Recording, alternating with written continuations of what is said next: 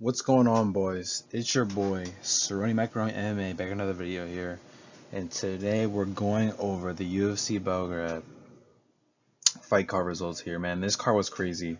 There's like 10 or 11 finishes on this card, which is like unheard of, and like I think like almost every fight was like a first round finish, bro. I was a submission, knockout, like it was crazy, bro. This card was insane. And at first, I'm not gonna coming into this card, I thought this card wasn't gonna be as good because like I just felt like obviously there's a lot of people making their debuts on this card, but I just didn't feel it's gonna be that good. But this card exceeded expectations. I'm not gonna lie, for me, especially the main card. The main card is pretty good, except for like one fight. But other than that, good card. But let's get straight into it because we have a lot of fights to go over, more than like the usual amount of fights on a card they usually normally do. But for Serbia, that makes them special. So let's go with the first fight here. We had Stephanie Luciano versus Marina Spacich. Man, this fight, like I said, one-sided. Spacich to me was not like a good fighter. I mean, at first it was going back and forth in being the fight, but then and Spacich was winning the round at first on the feet, but then once she got taken down, Luciano literally took her back, choked her out. It was over. I literally said in predictions video, once Luciano takes the fight to the ground, the fight is over, bro. It's done. She wins. She's the better grappler. Not the better striker, but she was keeping up, a little bit with Spacious. But she was kind of dominating on the feet too. But Luciano won. I had her winning. Nice round one finish here for her, and we can just move on because this is a pretty quick fight here.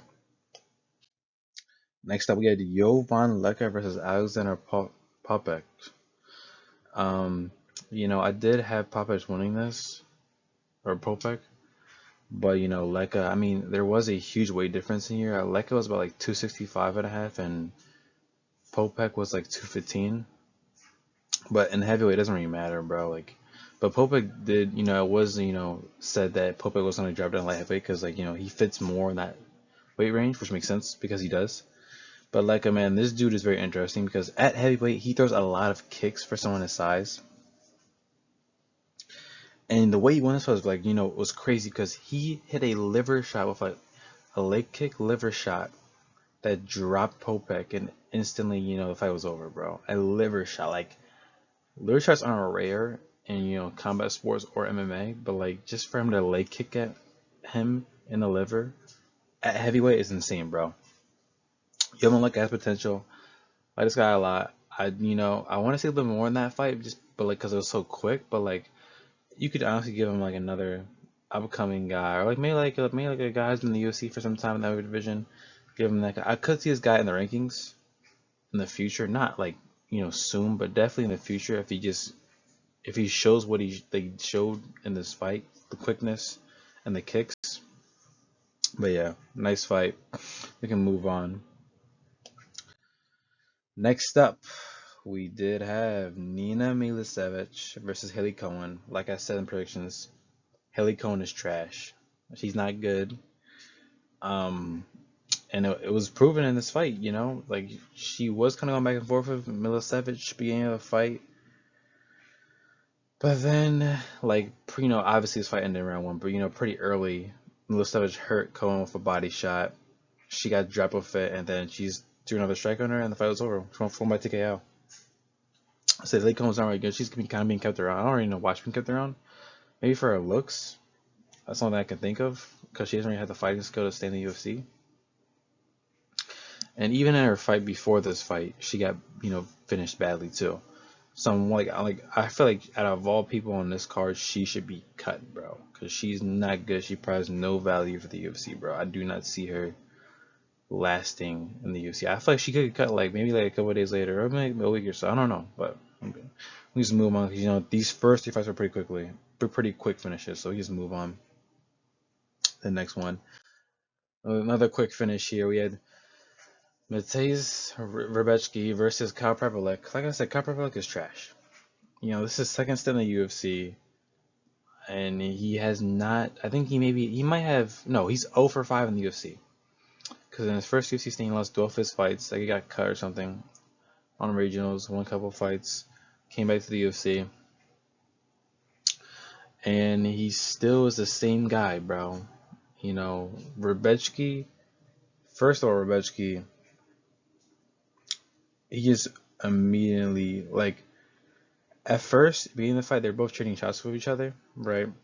And then you could see that Rebecki was, like, more powerful with the shots he was, like, showing in the fight, and Preplex jabs weren't, like, really strong. They weren't really that good. And then he just took Preplex down for double leg, controlled him, and then Preplex just really, like, the way Rebecki won, really, literally by, like, ground and pounding him. Preplex really was not good at defending himself in this fight. He really didn't have a good, you know, like, he's not have good um, ground defense, bro. Like, he was trying to block the shots, but then he just kind of gave up and actually won by TKO. He's landed so many shots on him. Like, I remember I saw, like, a stat and, like, you know, close to the end of the fight where Rebecki had like 30 or 39 or 40 landed ground strikes, and Preplik had one. I remember that one strike he landed. He kind of struck Rebecki, but still, like, please cut Preplik, bro. He's adds no value. But I'm not gonna lie, I could see him on the Edmonton card, bro. Yes, he did get finished, but Edmonton card is in October, and he should be cleared before them. But I could see Preplik on the Canada card. But anyways, we can just move on to the next bout we had on here. That being my guy Bogdan Grad versus Dennis Bazooka. Now this fight's kind of controversial here because I heard, was the ref Jason Herzog or Terry, whoever it was, you know, I like Jason Herzog or Terry Bradley, whoever it was. You know, this fight was a weird stylish because it looked like Bazooka tapped, but he did not tap. And the way he, like, the position he was in was like Bogdan Gray was on top of him and he was throwing strikes on him. You know, he was submitting him, submission attempt on him. And I looked like Bazooka kind of tapped when he was, like, you know, trying to get out of it because, like, the way his hands were moving, his arms, and he was in that submission for like a little while too. So it's understandable why it looked like it was a tap and the ref, you know, called it a win for Bogdan Grad's submission. But at the same time, I feel like this fight could be going to a no contest. It might, again, it's very possible because Bazooka did not tap in that fight, but he tapped, so it could be going to no contest. But, you know, Bogdan Grad won. I had him winning this fight. He was landing a lot of good shots, but I feel like you know, round two, like round one, he was going for a lot of takedowns. Grad was, and then round two, he went for more takedowns. But Grad kind of gassed himself out. That's one thing I don't like about it, because Bogdan Grad gassed himself a lot out. Gassed himself out a lot in round one, and I know he could have been a little bit more like he could have been a little bit more conservative of his, like, you know, cardio, like his energy, because he wasted a lot of energy in round one. The takedowns, you know, the strikes he was landing on Bazooka, and then round two, Bazooka was landing. Bazooka, I won't lie, landed a lot of heavy strikes in round two, more than Grad, but Grad was still kind of winning because, you know, the takedowns, and then, you know, and eventually, you know, Grad ended up getting a submission win over Bazooka. Technically Bazooka didn't tap, but it's gonna count as a finish for Grad. But, you know, we can move on. Not a bad fight. It was you know, these fights so far that are going over were all pretty entertaining. The prelims, very entertaining prelims, bro. A lot of good matchups, very fun fights. You know, the Serbia card, you know, like, I was kind of looking down on it, but now I look at it, it's actually a pretty good card. And, you know, if they ever go back to Serbia, bro, man, it will be. I hopefully have another brand card in Serbia whenever they go back, or they should go back. Man, so we can move on to the next fight. We had Borislav Nikolic versus Mark Vologden. I did have Mark Vologden winning this fight, but, you know, the bad thing about this is that, like, Vologden's reach advantage was very, like, Nikolic had a way bigger reach advantage than Vologden. He had the height advantage. He was like 5'9". Vologden's 5'3" at bantamweight. I do think, before I even get started, I think Vologden should drop down to a lower weight class, because at 5'3", you know, bantamweight, that's just not the ideal size and stature for bantamweight. I think Vologden should drop down, just because I don't like he's a tough guy, and in the fight, he was throwing a lot of nice shots, nice kicks, but I just don't think he should be in that weight class. He should be in a lower weight class. That's my opinion. It's up to, at the end of the day, it's up to him to choose what it is. But anyways, let's come to the fight here. Being like I said, Vlogden was utilizing a lot of kicks in the fight, and Nico was kind of having a hard time. But then Nikolic did drop Vlogden in round one, and he did take the top control on Vlogden. They both kind of changed shots in the round one, and Vlogden knocked down Nikolic again. Because in the beginning of the fight, Vlogden did knock down Nikolic. Like as soon as I started, Vlogden knocked down Nikolic early in the fight, like way early, like seconds in. And then he knocked him down again, but Nikolic did reverse the takedown on him, take out top control. It's kind of even, but I would say, yes, I think it was 30-20. I'm not gonna lie, I feel like Vlogden took round one, but you can give Nikolic round one and two, or round two and three for sure, for sure. But I feel like Vlogden took round one, bro, because he was doing a lot more in round one with the takedowns and the strikes he was landing. Then get to round two. Vlogden did take Nikolic's back, but then once again Nikolic reversed a lot of his takedown attempts, and Nikolic started landing more heavier shots in round two because Vlogden was kind of gassed out a little bit. Like he used a lot of energy in round two, and you can see like the damage he was taking was kind of taking a toll on him in the fight. And then round three, Nikolic dropped the Vlogden really early in the round, man, and he did it again. He landed the broadest shots. Vlogden, you can see Vlogden's face, like he looked out of it in round three, and even like you got to give props to Vlogden because he's a very tough fighter, bro. Because he lasted all 3 rounds. Like this fight went decision, bro. Tough fighter, but I do think if he wants to get in the back in the winning column, go on win streaks, bro, he should definitely drop down to a lower weight class, bro. Because bantamweight, he would get destroyed by a lot of guys in bantamweight, and which wouldn't be fun to watch. But I mean, destroyed in like saying you get outstrike, get beat up, get out grab or stuff like that. And I think if he drops down, then he would have a better chance, and a lot of guys will be in like his size range. But this was a pretty good fight. I did have Vlogden. I wanted Vlogden to win, but Nikolic took that win there. Nikolic had a very impressive debut against a tough guy, Mark Vlogden. We can move on. But all I gotta say, this fight was a banger fight. Good fight, man. Moving on, we had Michael Oliveira versus Oban Elliott. Man, this fight, you don't understand how one-sided this fight was. First of all, when I remember seeing it, I was like, hold up. They're giving this guy a Brazilian guy by the name of, who has Oliveira in his name, first of all, who's undefeated, who's basically finished all of his fights on the regional scene. Wasn't a contender series, destroyed this guy in the contender series, bro. Like, this guy literally is a monster, bro. He's upcoming, bro. Upcoming welterweight guy, bro. I like this guy a lot. And, the notes that took on this fight were, like, so short and quick. Like, this fight went, bro, you don't understand.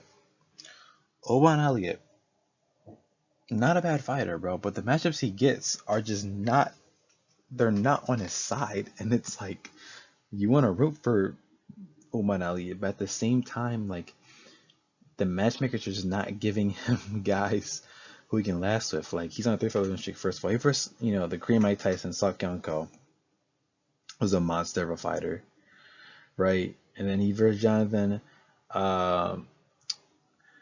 Mikalav, right? And he's in his last 2 fights, including the Oliveira fight, he's been finished in both those fights, and kind of not in the Mikalav fight, not early, but Oliveira fight, literally so quick, bro, so quick.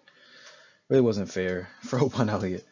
Like, first of all, Oliveira dropped him, and then once he dropped him, he landed a bunch of shots on the ground, and it was over, man. Oban Elliott, he wasn't out cold, but he was like dazed from it. He probably didn't realize where he was at for a couple of seconds until he snapped out of it. But Oliveira, really, I like this guy a lot.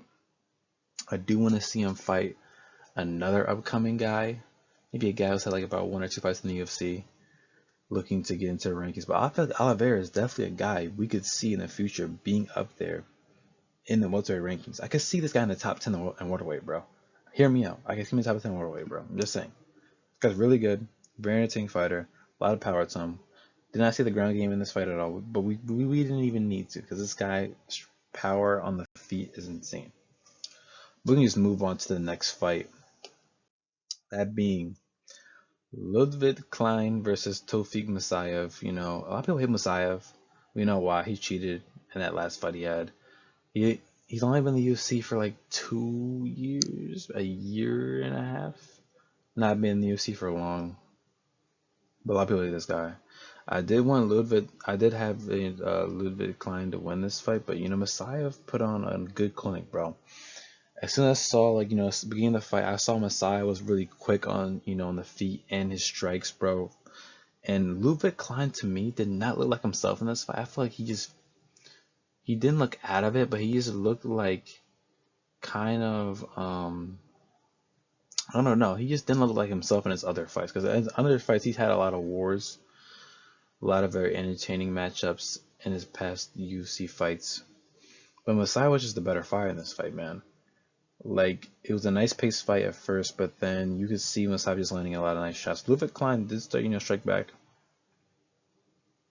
but it just didn't end well for him, obviously, because he got finished by Messiah. Messiah was controlling the fight for literally, like, he controlled the whole entire fight. Like, obviously, I said it's a nice paced fight, but Messiah controlled the fight. That's why it was such a good pace for him, because he was controlling at his pace. Landed heavier shots in round two, and ended up finishing Ludwig Klein. I like Ludwig Klein. I hope to see him back again soon. I like the guy a lot. But Tofik Masayev definitely is a guy to watch out for, because he's a very good fighter, regardless of the cheating shit.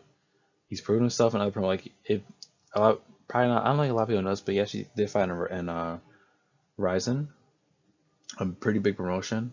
And like if you're fighting in Ryzen, I feel like guys like Yuri Prohaska, falling in Ryzen. Like, if you're fighting in Ryzen and you're like beating up a lot of guys, like that's a high level of MMA, bro. I think a lot of guys who transfer from Ryzen to the UFC are pretty successful, and Tariq Masayev is another successful guy, because he's done a lot of good, so far in the UFC in terms of his wins. We can just move on. This is a nice fight, another finish, but like both these guys in terms of their fighting skills, they went a little bit clean to one, Masayev lost, but Masayev is definitely a guy to watch out for in the future, bro. But next up, we had Milos Janicic versus Noah Gugnon.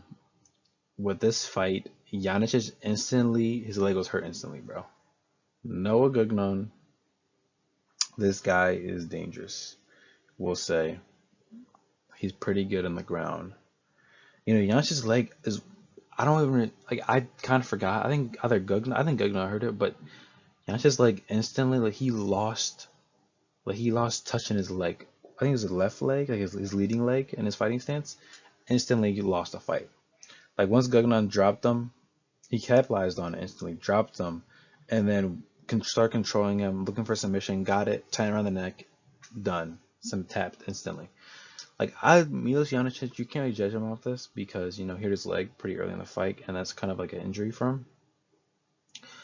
And no, Gugnon, capitalized on it. But I feel like if he wasn't injured, this fight could have went on for a little while. But Gugnon was kind of like, cornering him. Like, once he saw that, he was kind of cornering him, and it was over. But Gugnon is an interesting fighter. I like him. I do hope to see Milos Janicic back in the octagon soon, because I feel like that fight just went too quick to even know. I mean, if you watch tape on our regional scene, it's cool, but like, it would be better to see his UFC tape and see what he could have improved. Because like in that fight, he really couldn't do anything. Like, once you hurt your leg in a MMA fight, and like it's like kind of like not limp, but like you just lost. Like, it's like a dead leg. Like, you can't really feel it like well enough, then you kind of lost the fight. Especially if the guy drops you with leg kicks, bro. But very quick fight, no gun until the one here. Both guys are very intriguing fighters. I like them, but like it's kind of sad. Janicic hurt his leg pretty early in the fight. They wouldn't see this fight going longer, but we can move on to the next fight. That being Vlasto Chepo versus Gilbert Urbina. Now, I won't lie, Gilbert Urbina surprised me, bro.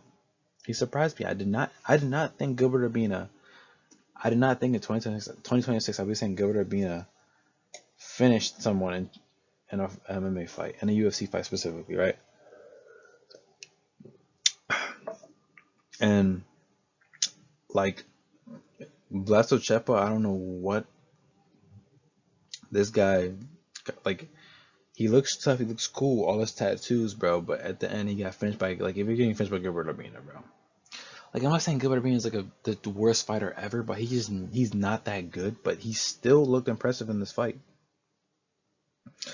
And beginning of the fight, they're both throwing big shots with each other, back and forth. But then Urbina knocked Shepard down early, and then started grounding pounding him to control the fight, finished him instantly. Shepard was out, done. Like that's how like it literally was like a snap. That's how quick this fight went. And I'm not gonna like go with Urbina. I don't really like hating on guys because like obviously these guys are professionals. You know they're obviously still better than the average person, of course. But Gilbert Urbina, like this was a good comeback one from him. I won't lie. I do definitely see him in the future, um, getting back on his feet in the UFC. Like he moved up a weight class. First of all, he's a middleweight now. Definitely good for him. Middleweight suits him better. He looked good in middleweight. Just finished his first fight in middleweight. Obviously he'll never be a guy in the top 15 rankings, but he definitely a guy will always be outside the rankings, having nice fights. Because this fight was not bad. Like he obviously was quick. We didn't get to see much from both these guys, but he showed what happens when you go back and forth with him with these big shots you're throwing. And him overran, bro. It's over. So nice one by Arbina. We can move on to the next. That being Robzilla, Robert Valentine versus Desko Todorovic. And man, Robert Valentine. Bro, I remember this guy being, you know what? I literally remember, I'm not gonna lie, my only like vivid memory of Robert Valentine is that he fought Atiba Gautier like in early, and they were both on the main card of Max Holloway versus Dustin Poirier 3. You know that Dustin Poirier's last fight in the UFC. I remember this fight being the main card. I remember Atiba Gautier just flatlining this dude, just destroying him. But Valentine is still a good fighter, bro. Very good fighter. And he ended up submitting Todorovic here. Really, um, Valentine, he almost submitted Todorovic earlier in the fight before he got his eventual submission win. Todorovic is still a tough guy. Like he literally almost submitted him, and then he takes top control, and then just applies submission. It was over. Like at first he was going for a submission, and then he switched it, guillotine, very tight. Like you could see Todorovic, like his neck, and you could see him like how red he was turning, because he was like losing air, like he couldn't breathe, getting choked out. But good for Valentine. Hope to see him soon, because he didn't really take damage in this fight. Like, a lot of guys did not take damage in the fight. Like you're gonna see Oliveira, you're gonna see Leka, you're gonna see Valentine come back quickly and come, fight someone like probably a month or two, really. But we can move on to the next fight, being the big three fights I was really excited for on this card. That being Alexander Rakic versus Marcin Tybura. This fight was kind of boring. I won't lie. Rakic, he was on a four losing streak. He hadn't won since like 2022, like 4 years, bro. It's crazy. 5 years, I think, almost. And he ended up being Marcin Tybura. Like Marcin Tybura, in this fight, he didn't use any wrestling. And even in round three, he started clinching with Rakic. And round three is like probably the most boring round, just because it was like a clinch fest. Tybura ended up getting out of it, and they started landing strikes, and then it was over, man. Rakic won by decision. Took all 3 rounds on the scorecards. I've scored it that way too. And Tybura's still a tough fighter, but I really wish he uses wrestling in this fight, just because if he uses wrestling in this fight, he definitely could have had a better chance of winning this fight if he uses wrestling, because he's a good ground fighter. Definitely a good ground fighter. But you can see Rakic looks good at heavyweight. He looks quicker, was landing nice shots. Had both of these guys had very nice leg kicks, front kicks, calf kicks, a lot of nice kicks going around. But then this fight, what I would probably say is the most boring fight on the card, just because it wasn't a finish, and it's a lot of clinching and holding in round three, which kind of derailed the hype I had going into round three, because I thought this fight could go to both these guys. If I was saying in round three, this fight could go to either of them, because this is the round Tybura needs to get a finish, and Rakic gonna try to go back and forth with Tybura as well. But this ended up being a clinch fest in round three, so I don't really like that. But Tybura's kind of old. He's 40. Still a dangerous fighter though. Still a dangerous fighter. But it's a good run for Rakic. First win in heavyweight after he move up. Hasn't won in 4 years. Got a win here today. Always good to see a guy get back in the win column. Wasn't won in a while, because it sucks being a losing streak. But good one for Rakic. Hope to see him soon, because I hope to see him. Not not like a couple of months, but like yeah, a couple of months, because he didn't take that much damage in this fight. But Rocket is still impressive heavyweight debut. Showed he can stay with guys who are ranked in Tyber's ranked, so he's gonna be in the rankings for sure. Because Meta is dumb, but like he'll be like 12, 13. So going for Rockets, we can move on to the next fight we had here.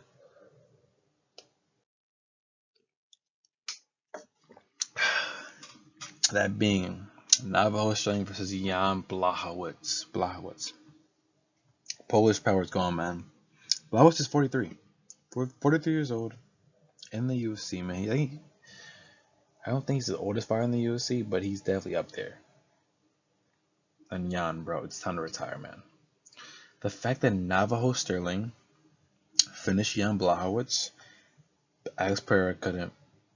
Who else did Jan? Like, there's so many guys that Jan has fought, really top level guys who won belts, that could not finish him because how tough he was. But Navajo Sterling is one of those guys who finished Jan, and Jan's been finishing like 5 years, bro.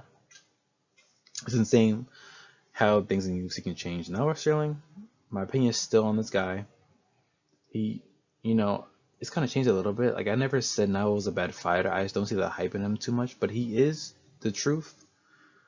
I did see him call out Paulo Costa, clear Roundtree. I don't think he should fight Paulo Costa. I want to see Paulo Costa versus Magomed Ankalaev, because the beef we seen in that fight. Everyone's that should be the interim champion. But anyways, he should fight Clear Roundtree. That'd be a nice fight. I feel like he beats Khalil for sure, because I feel like Jan is better. Like, Jan is tougher than Khalil, but Khalil's also a tough fighter. But Khalil's going to be pieced up, and fight goes to ground. Navajo is a good wrestler. We know that. I've seen it before in the Kutalaba fight. Look at his ears too, bro. Come on, he's wrestler, bro. But literally in the earliest moment in the fight I could think of, Jan actually dropped Navajo Sterling too. Like early, like it looked like Navajo kind of slipped, but then you look at the slow mo version of it, and Jan actually dropped him. Thought the fight was over for a minute, but Jan, not Jan. Navajo recovered quick as possible. A quick recovery, and then Sterling ended up dropping him. Starts throwing some nasty elbows, ground and putting off nasty elbows, and cuts him open. And then Jan is in his own pool of blood with Navajo Sterling and getting the win by TKO. Like, bro, Navajo's the truth, bro. I won't lie, Navajo's the truth. I like him. I never hate Navajo Sterling. I wasn't like too fond of his power, and like he did drop Jan, but I'm still kind of shaky on him. Like, this is not a fluke run, because he's beating Kutalaba and Jan are still two ranked guys, still guys who are pretty good. Although Kutalaba kind of gave up in the fight. But anyways, now we're saying the truth, bro. I do want to see him fight Clear Roundtree, because Clear obviously he tried to drop out from the Ankalaev fight, because supposed to fight Ankalaev in the main event for Abu Dhabi. Had to drop out. Gustav took his place. But I do want to see Navajo vs Clear Roundtree on like a numbered card, in a main card for sure, because that's a top level. Because if Navajo beats Clear Roundtree, he's very close to winning the belt, bro. Oberg's a champion, so obviously he won't fight for Oberg, because like they're friends, obviously, and Oberg's gonna be fighting. I think Oberg, to me, is gonna fight the winner, because if this fight happens, which it should happen, he's gonna fight the winner of Magomed Ankalaev versus Paulo Costa. Whoever wins that fight, interim champion, and then they fight Oberg in 2027 after he recovers from the ACL injury. And this would be a banger. Navajo versus Clear Roundtree is a banger fight, bro. Bloody fight, bro. Because Khalil gets busted up pretty easily, bro. But good fight, good win. Still not fully sold on Navajo. I still think he needs some work. He's a good fighter, but I do think that he would get beat by a couple guys in light heavyweight, like 3 or 4. But he's still good. Impressive. We can move on to your main event here, the Dr. Uros Medic versus D-Rod, Dan Rodriguez. Oh man, what do I have to say, bro? We all knew D-Rod was getting slumped in the first round. He got flatlined in this fight, bro. But literally, if you watch, like I watched the MMA Guru, Money Menzel, Bedtime, they literally all said the same thing I did. and Eurosmash is gonna KO D-Rod in round one. They said this all of them said the same thing of what I was saying. Like Eurosmash was going to win this fight. It was destined for him. He was in Serbia first of all. This is a home. He had the home advantage here, and D-Rod just, bro, literally Eurosmash caught him with like a first strike, then ended up pummeling him, shots to the head, dropped him, TKO'd him. D-Rod was done, bro. He just wasn't. He couldn't defend himself anymore. Like this fight was 30 seconds long, bro. But anyways, I care more about what Medic said after the fight than the fight itself, because this fight so one-sided. You know, D-Rod. What's next for D-Rod? I think he definitely still can fight in the UFC. He's definitely still not retired. He's 39. He's old, but he still has it in him. But I do think, that jail time he spent in jail, 8 months, it's kind of took a toll on him. But I do think, like, okay, first of all, let's get a Medic. Medic called out Carlos Prates. Brother, that's too high for you. Prates would knock you out, bro. First of all, he has the range, and he's one of the heaviest strikers, like one of the most powerful strikers in the UFC, like top 3, probably the most powerful striker in the UFC. But anyways, that's a debate for another time. Come on, Medic. But I think, you talk about Leon Edwards. Medic should fight Leon Edwards. That could be either a fight night main event, which I hope not. I don't want to see that. I'd rather see it be on a main card, a numbered event. Like this fight could be on, because Medic took no damage. Medic could literally fight Leon Edwards at 332.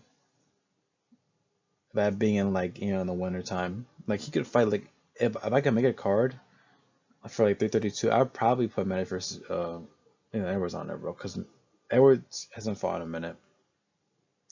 Because he got killed by Prates, but he's obviously cleared to fight. He's probably been training as well. And Medic took no damage in the D-Rod fight, so he definitely could fight as soon as possible if he wants to. But man, like, I don't know what they were thinking scheduling this fight, because like we obviously knew D-Rod was going to lose, bro, and he lost bad. But man, D-Rod can't fight anybody in welterweight, bro, who's not ranked. Anybody who's not a contender. Just fight some like guy around your age range. Guy's been in the UFC for a long time, welterweight. You know what? I would want to see him fight Kevin Holland, because Kevin Holland did ban him out of jail just so they could rematch each other, and that would be a nice, second fight.